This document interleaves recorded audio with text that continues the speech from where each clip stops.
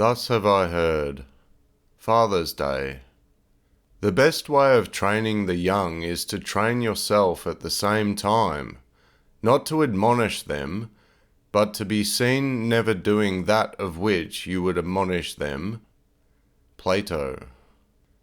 As an individual, I do not view this day, being Father's Day, any differently to any other given day.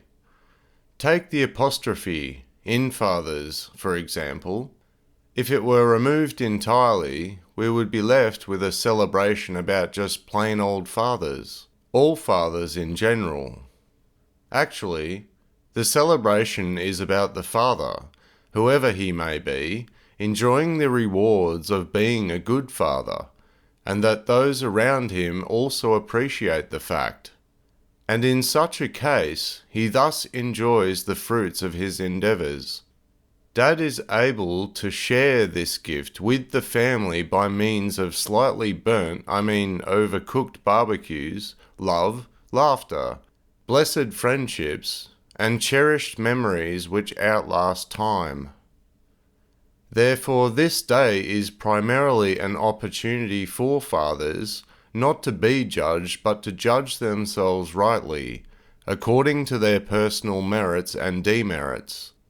Like Christmas, it is not a time for receiving gifts, but for the giving of gifts, reminding us of the integrities that a good father holds to be most noble and beneficial to the service he offers daily to those he loves most.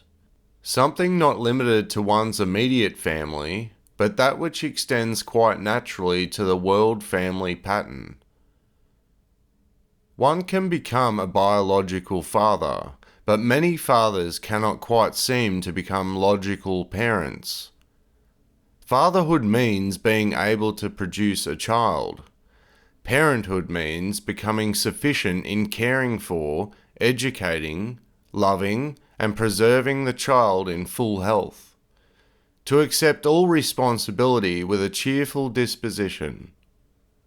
To provide all things necessary for each child's perfect mental and physical security, happiness, and growth, sometimes as a parent, whatever the individual cost may be. Many fall short, some do not.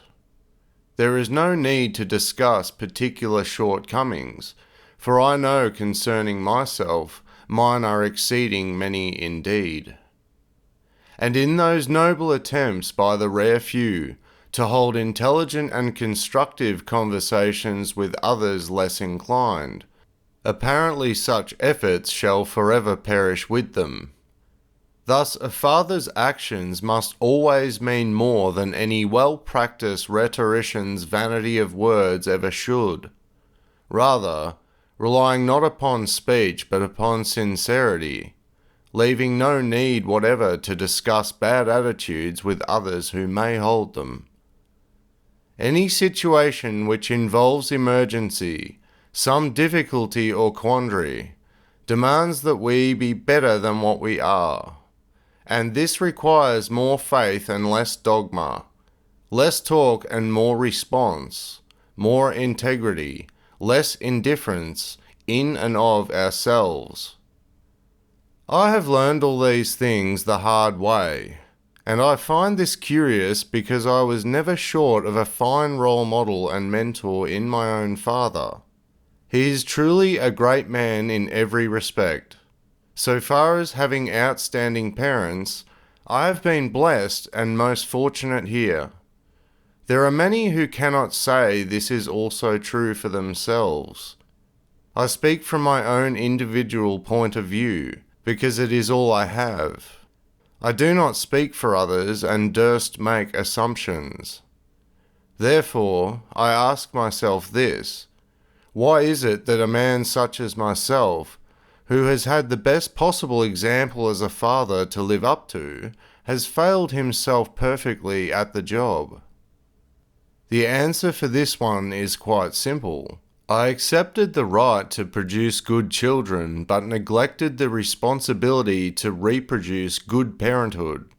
Being a good father necessarily involves being a good parent, a good husband, and a good friend. It means being a good person. The one who can achieve this singularity can be good at almost anything. Here lies my broadest woe and deepest reverie. Dad ceaselessly demonstrates something which he can never bestow unto me. In other words, I must go back and learn how to be a good child, in order that I may go on to learn how to be a good father. Has not or cannot simply means does not or will not. How to be a good human being. If I can accomplish this success within, then all who may dedicate their allegiance to a similar aspiration inherently become my extended family. In this way, I respect every person naturally as my brother or sister. All who are wiser are parents whom I may learn from. All who are lesser are potential children whom I may diligently teach to. If I have the power to do this, then I also possess the power to respect myself as a man after all. A barbarian may be able to govern his tribe but cannot stimulate value within the group. A civilized man can guard his family but can also guide his brood to an ever more purposeful way of life. Within himself, truth now holds itself as his highest principle, integrity holds as his greatest virtue, and love holds as his infinite wellspring. The difference between a barbarian and a citizen is that the former is primarily concerned with himself, while the latter is concerned primarily with the well-being and security of the group. The barbarian is selfish and conceited. The civilized man is selfless, courteous, and compassionate. Basically, he who is civilized is him who is honest with himself. And the first sign of an honest man is one who controls himself timelessly.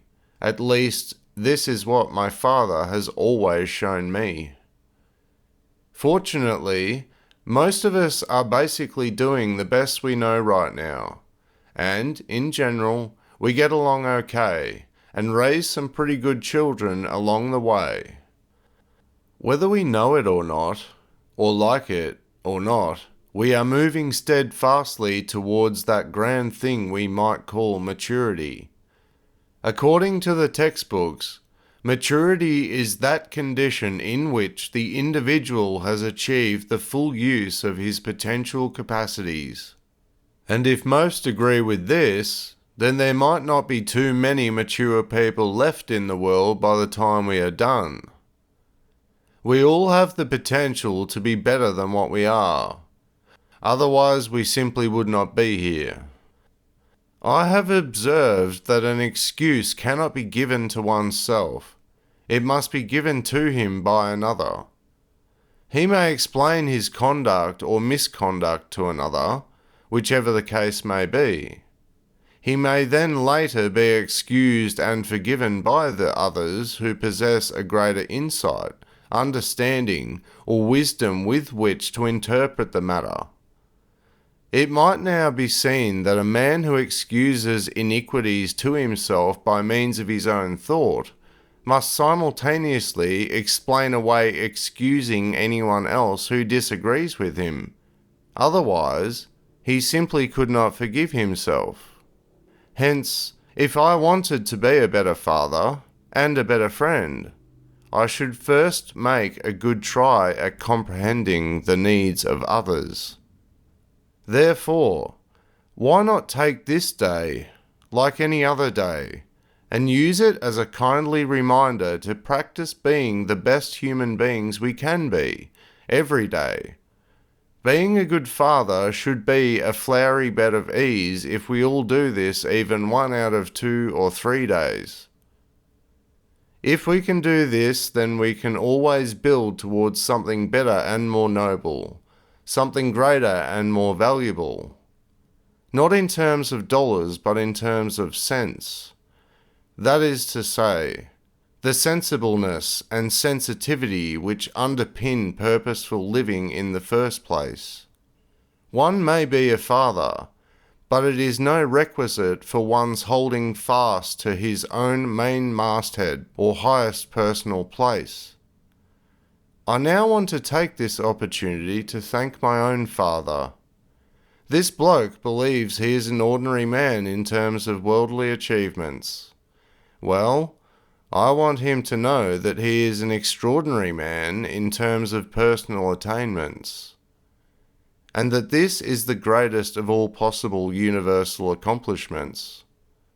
For he that is slow to anger is better than the mighty, and he that ruleth his spirit than he that taketh a city. In my opinion, my dad is the epitome of what a man can be. He is affable, honest, gracious, understanding and forgiving, modest and humble, compassionate and loving. He is a beautiful soul with a wonderful sense of humour. I cannot ask for any more in a father. I could not strive to be any more as a person.